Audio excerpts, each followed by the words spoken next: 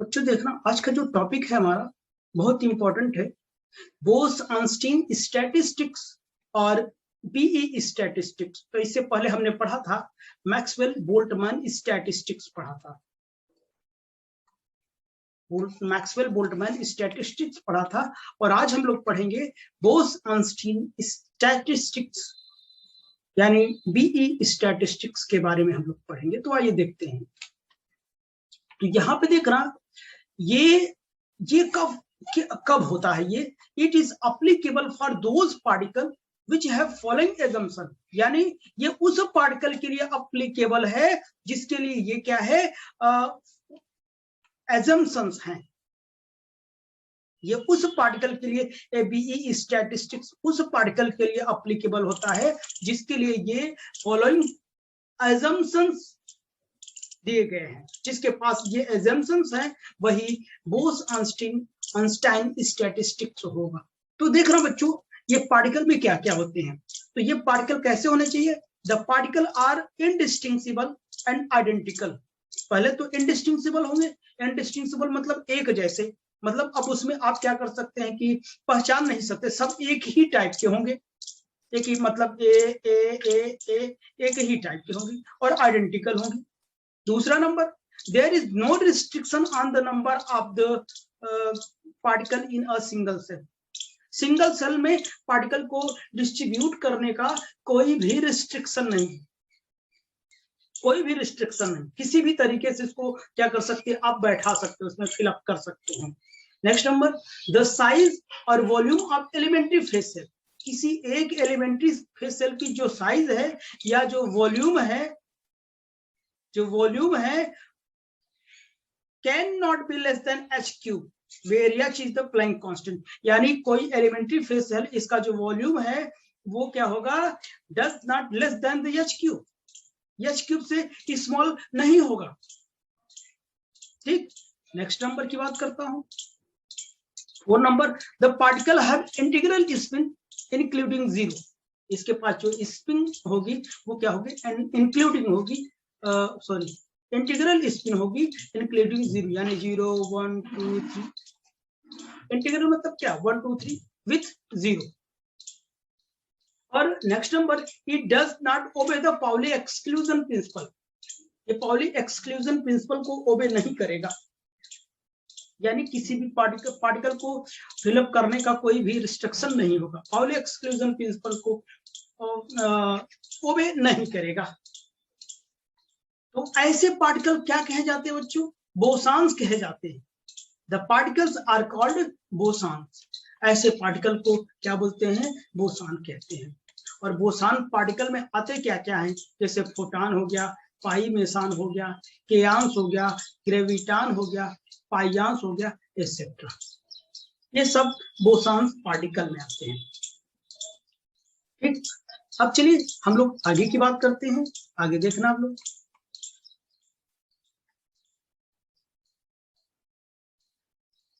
अगर मैं कहूं आपसे,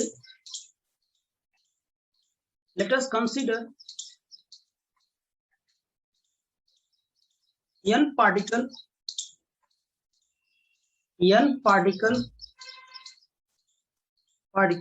are distributed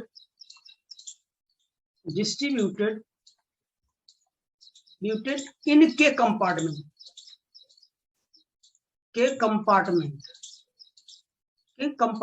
then according to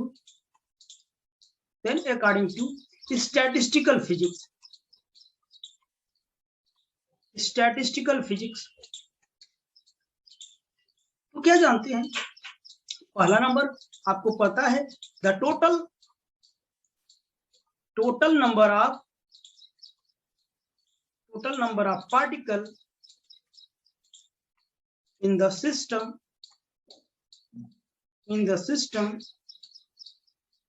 remains constant। पहले मैं बता चुका हूं, कांस्टेंट होता है। दैट इज, आप क्या लिख सकते हैं, n1 n2 plus dot ni will be equal to capital N, और ये क्या होगा, कांस्टेंट होगा। अगर मैं इसे समेशन में लिखूं, ni will be equal to 1 से n तक, तो कितना होगा, ये भी क्या होगा, कांस्टेंट होगा। और मैं इसका समेशन अगर वो डेरिवेटिव लो, derivative del N I will be equal to कितना होगा, 0 हो जाएगा। कि पिछले भी लेक्चर में इतना किया था आपने। अब सेकंड नंबर की बात करता हूं। The total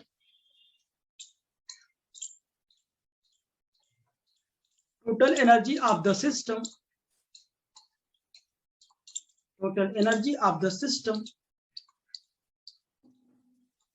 remains constant, that is n1 e1 n2 e2 n3 e3 plus dot dot ni ei will be equals to capital E will be equals to what, constant ना। तो बताइए अब summation में मैं लिखूं तो n i e i will be equal to constant. अगर मैं इसका डेरिवेटिव लेता हूं तो आई लिखो चाहे ना लिखो, वो E I del N I will be equal to कितना, 0। इसे सही से लिख देता हूं, E I del N I will be equal to 0। This is equation number second.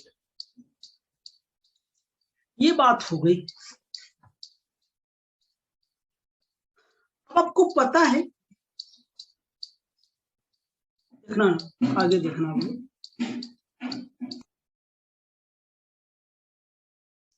देखना बच्चों, ये वाला the each compartment is divided in large number of, in लिख लेना, in large number of elementary phase cells. यानी first compartment को हम G1 cell में डिवाइड करेंगे, सेकंड कंपार्टमेंट को G2 सेल में, थर्ड कंपार्टमेंट को G3 सेल में, और ith कंपार्टमेंट को Gi सेल में हम क्या करेंगे, डिस्ट्रीब्यूट करेंगे। तो आप देखना, आगे देखना, अगर मैं ऐसा कर दिया, देखना आप लोग, मैंने ऐसा कोई सिस्टम बना लिया, इस सिस्टम में ith कंपार्टमेंट है। कितने कंपार्टमेंट है बेटा, ith कंपार्टमेंट है। जैसे मैंने एक ऐसे बना दिया, ये बना दिया, ये बना दिया, ये मान लो कि ये फर्स्ट कंपार्टमेंट है, ये सेकंड कंपार्टमेंट है, ये थर्ड कंपार्टमेंट है, ये फोर्थ कंपार्टमेंट है, डॉट डॉट ये आई है, ये i+1 है, डॉट डॉट ये क्या, n कंपार्टमेंट है। n कह लीजिए, के कंपार्टमेंट कह लीजिए, के कंपार्टमेंट कह लीजिए, ठीक है ना। तो अगर मैं इसे डिस्ट्रीब्यूट करूंगा तो सोचना मैंने क्या बताया, इसमें G1 सेल होंगे, इसमें G2, इसमें G3, इसमें G4, इसमें Gi, इसमें Gi+1, इसमें G के सेल्स में हम क्या करेंगे, इसको डिस्ट्रीब्यूट कर देंगे। ठीक बेटा, देखो अब सारी बातें मैं नहीं लिखूंगा, ठीक है ना, मैं डायरेक्ट लिख रहा हूं number of ways of distribution, यानी थर्मोडायनेमिक्स प्रोबेबिलिटी डायरेक्ट मैं निकालूंगा। तो कुछ एग्जाम्पल से मैं समझता हूं। मैं कोई एक कंपार्टमेंट ले लिया, ध्यान सुनना आप लोग, कोई एक कंपार्टमेंट हमने ले लिया, ये फर्स्ट कंपार्टमेंट मैंने ले लिया, फर्स्ट कंपार्टमेंट है हमारे पास। फर्स्ट कंपार्टमेंट में G1 सेल है, ये हमने ऐसे सेल्स मैंने क्या कर दिया, बना दिया, ये मैंने सेल बना दिया इसमें। अगर मैं इसे एग्जाम्पल के तौर पर लूं, अगर मैं कहूं अब भाई इसमें क्या है, इसमें कितने पार्टिकल आएंगे, n1 पार्टिकल, अगर मैं पार्टिकल फिलअप करता इसमें n1 पार्टिकल, इसमें n2 पार्टिकल, इसमें n3 पार्टिकल, इसमें n4 पार्टिकल, इसमें कितना ni पार्टिकल, इसमें ni+1, इसमें nk पार्टिकल, ऐसे फिलअप होता कि नहीं, इसमें n1 पार्टिकल। तो मैं मान लेता हूं, या मैं n1 की बात, n1 मैंने कितना लिया, 3 लिया, और जो G1 है, G1 की वैल्यू कितने लिया, 2 लिया। यानी हमने ये मान लिया कि इसमें फर्स्ट कंपार्टमेंट केवल 2 सेल हैं। कितने सेल हैं, 2 सेल है। यहाँ मैं ढेर सारा बनाया हूं, ठीक है ना, इसमें 1 2 3 4 5 6, इसमें मैंने 2 ले लिया, पार्टिकल कितने हैं, 3 हैं। हमारे पास 2 सेल हैं, 2 सेल मतलब देखना ऐसे हैं, 2 सेल हैं, ठीक है ना, 2 सेल है। तो 3 पार्टिकल को 2 सेल में हम कैसे कर सकते हैं, बिना किसी रिस्ट्रिक्शन के रख सकते हैं। पार्टिकल को मैं इसमें तीनों रख सकता हूं, इसमें कुछ नहीं रखूंगा भाई, तीनों इस सेल में आ सकते हैं भाई। इनडिस्टिंग्विशिबल पार्टिकल है इसलिए नेमिंग नहीं करूंगा। अगर मैं कहूं ऐसे भी रख सकता हूं, 2 इसमें रख दूं और 1 इसमें रख दूं, चलेगा। ऐसे भी रख सकता हूं, 1 इसमें रख दूं 2 इसमें रख दूं, ऐसे भी हो सकता है, इसमें 1 भी ना रखूं, इसमें 3 के तीनों रख दूं। तो कितने पॉसिबिलिटीज हैं, कितनी पॉसिबिलिटीज है रखने की, कितने नंबर ऑफ वेज हैं, नंबर ऑफ वेज कितने हुए पार्टिकल को फिलअप करने के लिए, 4 हुए कि नहीं, 1 2 3 4 हुए। अब इस 4 को देखना कैसे मैं लिखूंगा, 3 + 2 - 1, इसे सॉल्व करो तो 4 ही आएगा। 3 2 5 में से कम कर दोगे हो जाएगा। ये 3 क्या है बेटा, 3 क्या है, N1 है, +2 क्या है, G1 है, -1, यानी मैं इस चीज को ऐसे लिख सकता हूं, यानी इस 4 को मैं ऐसे लिख सकता हूं, ये ऐसे लिख सकता हूं,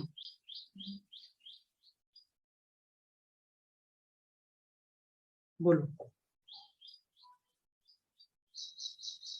लिख सकता हूं कि नहीं।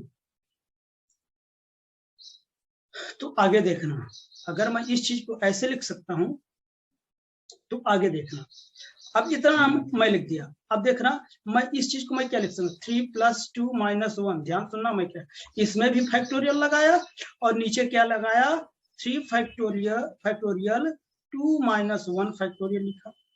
जब इसे सॉल्व करो तो थोड़ा, इसे सॉल्व करो तो कितना हो जाएगा, 4 फैक्टोरियल बाय कितना, 3 फैक्टोरियल इंटू 1 फैक्टोरियल, ये 4 इंटू कितना 3 factorial by 3 factorial into 1 factorial, ये कट गया, कितना आएगा 4 आएगा। तो अगर मैंने इसको ऐसा लिखा, ऐसा लिखने के बाद इतने का मैंने डिवाइड कर दिया तो क्या है कि 4 ही आया, तो 4 को ऐसे फैक्टोरियल में लिख सकते हैं। तो बताइए इसको मैं क्या लिखूंगा, इस जनरल फॉर्मेट को बताओ मैं क्या लिखूं, तो जनरल फॉर्मेट को बताओ बेटा क्या लिखूं मैं, Ni प्लस सॉरी N1 है ठीक, तो N1 + G1 - 1 का फैक्टोरियल लगा दिया और डिवाइड बाई बताओ क्या लिखूं, इसी को देख दो, इसी को, ये 3 मतलब ये क्या Ni, जैसे इसमें ये 3 था ये N1 था, उसी के हिसाब से बताओ N1 का फैक्टोरियल माइनस क्या होगा G1 - 1 का क्या फैक्टोरियल, G1 मतलब क्या, यहाँ पे 2 था 1 था, ठीक है ना। तो ये नंबर ऑफ वेज हो जाएगा हमारा, किसके लिए, केवल पहले कंपार्टमेंट के लिए ये हो गया, ये किसके लिए है, पहले कंपार्टमेंट के लिए। इसी तरीके से दूसरे तीसरे चौथे सभी के लिए हो जाएगा। अगर सबके सेम आ रहे हैं तो सबका मल्टीप्लाई कर देते हैं, अगर अलग अलग आता है तो हम डिवाइड कर देते हैं। तो number of ways of distribution of particle को हम क्या लिखें, बताइए कैसे लिखें। आगे लिखता हूं, the number of ways of distribution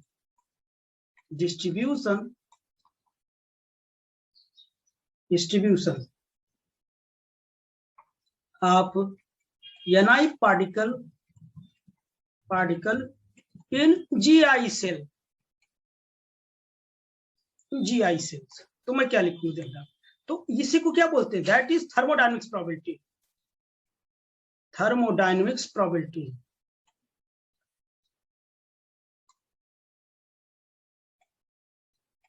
इसी को थर्मोडायनेमिक्स प्रोबेबिलिटी कहते हैं बेटा।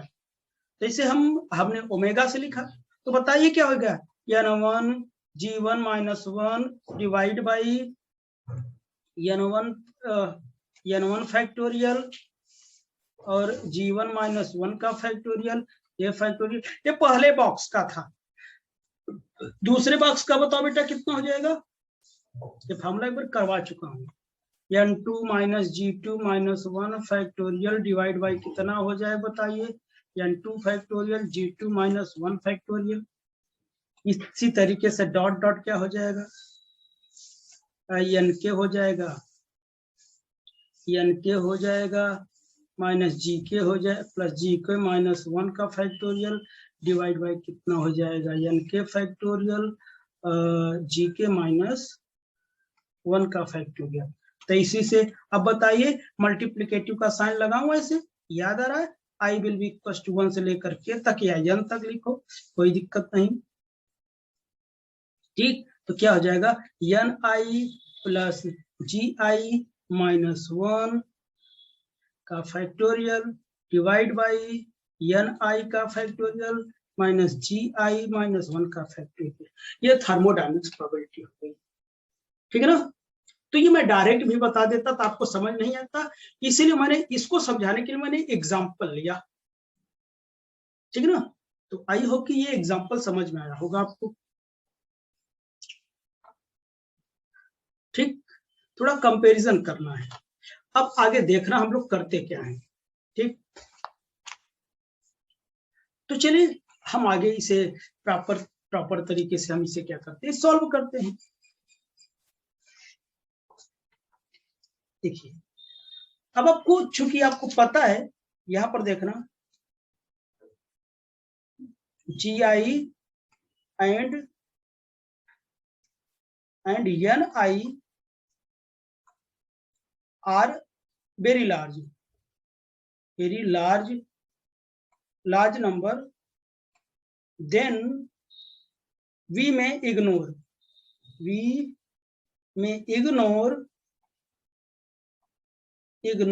one। G I N I large number है तो इनके रिस्पेक्ट में वन को हम क्या कर देंगे, इग्नोर कर देंगे। जैसे इग्नोर करेंगे तो मिलेगा क्या, देखना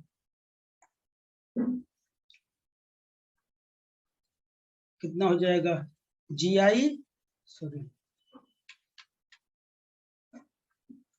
एन आई प्लस कितना जी आई का कितना फैक्टोरियल, तो ऊपर नीचे दोनों इग्नोर हो जाएगा, तो कितना हो जाएगा N i factorial into g i factorial. समझ गए ना, ऊपर नीचे भी होगा। अब taking log on both side, taking log on both side हम क्या करेंगे, लॉग लेंगे, लॉग लीजिए ln लीजिए, log omega will be equal to, ये समेशन बन जाएगा। अब आप जानते हैं कैसे लिया जाता है, लॉग m बाई n, और इसमें भी क्या m इंटू n लगेगा, ठीक है ना। यानी ये ऐसा है log a by a into B, तो मैं क्या करूंगा, sorry log a by b into C, तो log a minus log b minus log c, ऐसे तो होगा ना, जिस बाई जिस करूंगा, लेकिन माइनस ये दोनों प्लस में आएगा तो माइनस का मल्टीप्लाई हो जाएगा। तो बताओ तो क्या हो जाएगा, log N I plus G i factorial minus log N i factorial minus log ji i factorial, इतना मैंने लिख दिया। एनी प्रॉब्लम किसी को? तो आपको पता है at equilibrium position, at equilibrium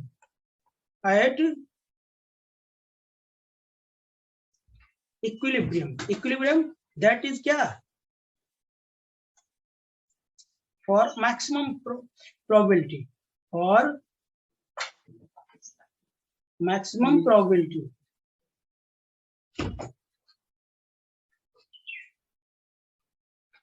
और मैक्सिमम प्रोबेबिलिटी के लिए आप क्या जानते हैं, यानी ओमेगा क्या होगा, अगर ये मैक्स है तो ये जो लॉग ओमेगा होगा ये भी मैक्स होगा। अगर इसका डेरिवेटिव मैं निकालूं डेल लॉग ओमेगा, इसकी वैल्यू कितनी रखेंगे हम, 0 रखेंगे मैक्सिमम के केस में। ठीक, तो लॉग ले लिया, लॉग ले लिया, लेकिन हम क्या करेंगे, अब इसको डेरिवेटिव लेने के बाद हम इसको क्या करेंगे, 0 रख देंगे। दो काम करेंगे एक साथ। तो चलिए हम लोग आगे करते हैं, इसे देखते रहे ऊपर वाले क्वेश्चन को।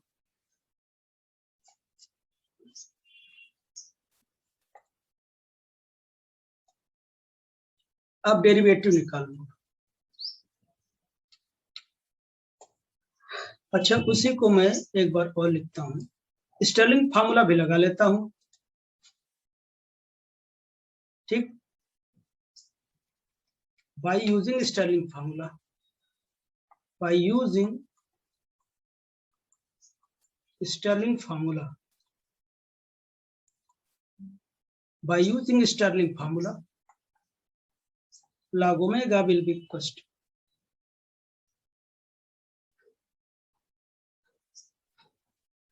समीशन, आप लोग देखते रहो कैसे लगता है, log x will x factorial x log x minus क्या x, यही तो होता है ना। तो देखते रहना फॉर्मूला। तो देखिए क्या था, जी आई प्लस एन आई में फैक्टोरियल था, log ji I plus N I minus कितना हो जाएगा, जी आई प्लस एन आई न माइनस, इसको भी लिखूंगा N I log N I, minus था, माइनस माइनस प्लस क्या हो जाएगा एन आई, फिर minus G I log ji I, minus minus plus G I. इसे अप्लाई कर लोगे,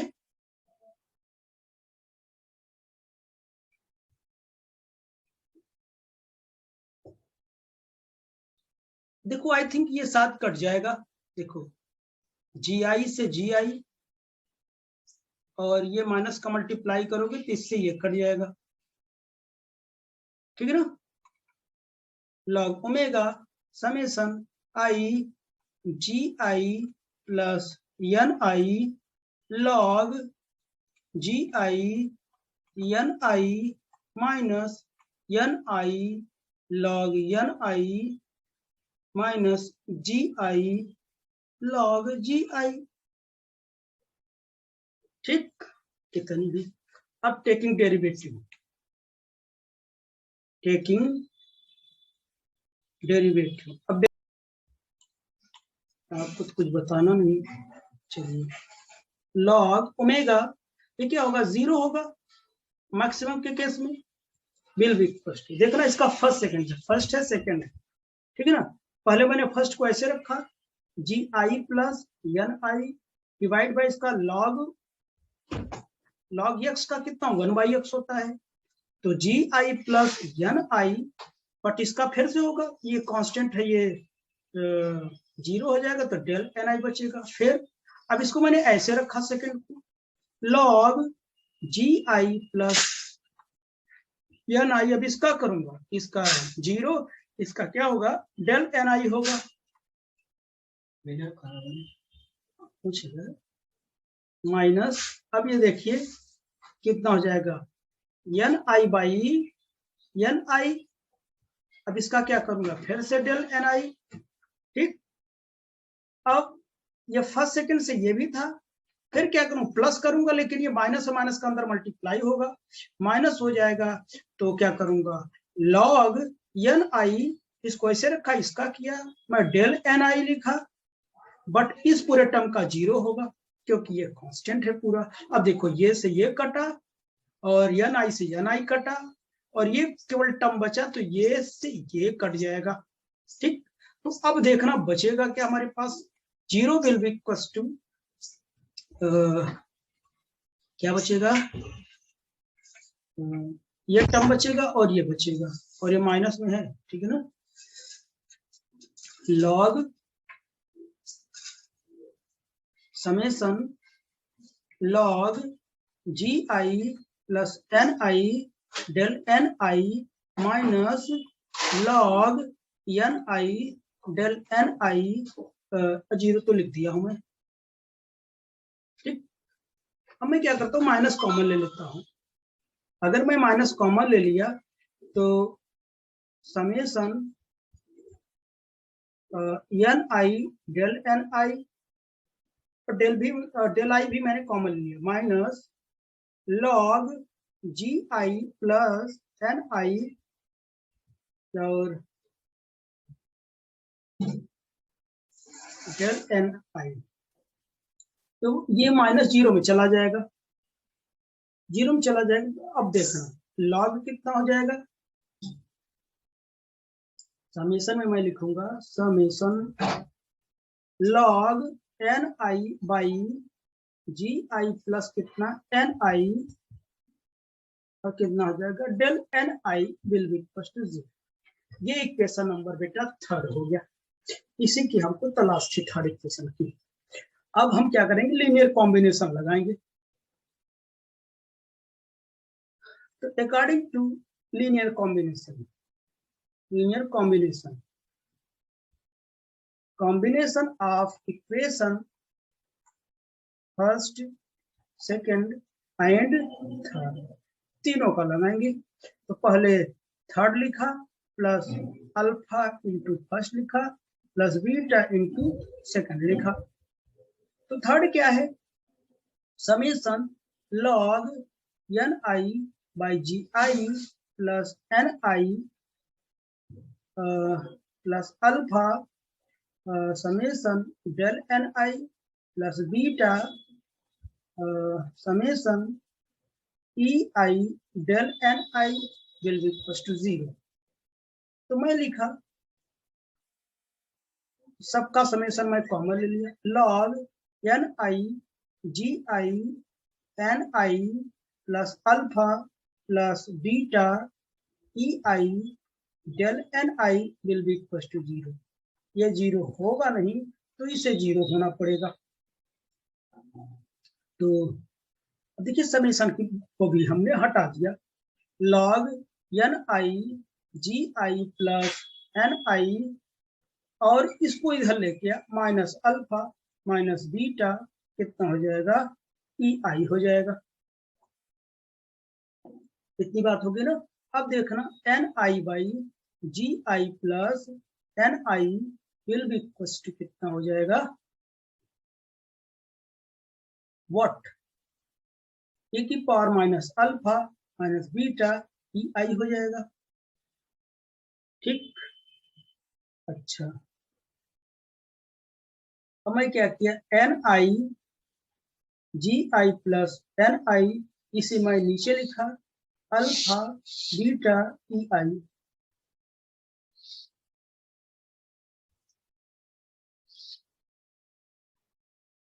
ठीक।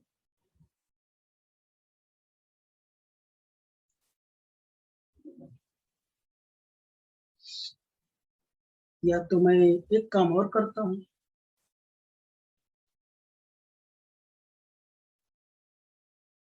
तो देखना मैं आगे क्या करता हूं, तो इसी को पलट देता हूँ, जी आई प्लस एन आई बाई कितना एन आई हो जाएगा, तो ई की पावर अल्फा प्लस ई की कितना बीटा ई आई हो जाएगा। अब इसमें सॉल्व कर लेता हूँ, जी आई बाई एन आई लिखा प्लस 1 लिखा, ई की power alpha plus beta E I, ji I by N I will be equal to E की power alpha beta E I minus 1 हो जाएगा। अब फिर से इसको हम उल्टा कर देते हैं, N I by ji I 1 by E की power alpha beta E I minus 1, ये हमारा हो गया।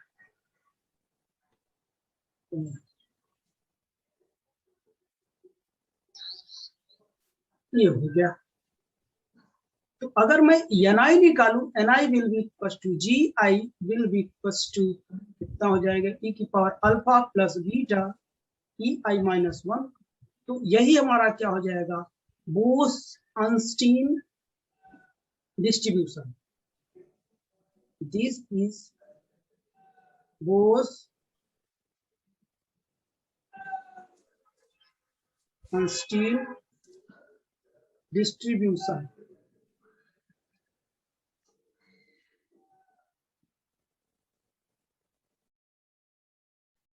Einstein distribution. तो अगर मैं Ni will be equal to Gi लिखूं और ऑक्यूपेशन इंडेक्स निकालूं,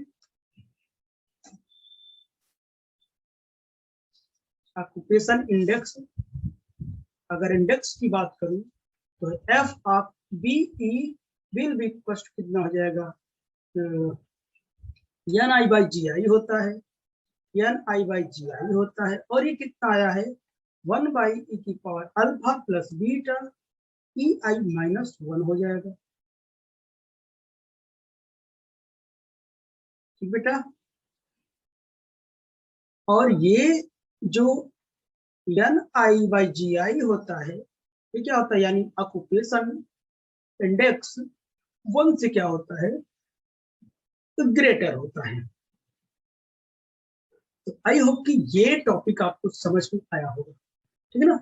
अब हम बात करेंगे फर्मी-डिराक की बात करेंगे या बी स्टैटिस्टिक्स की बात करेंगे। ओके बच्चों, चलिए आइए हम लोग उसके लिए फिर से कनेक्ट होते हैं। ओके।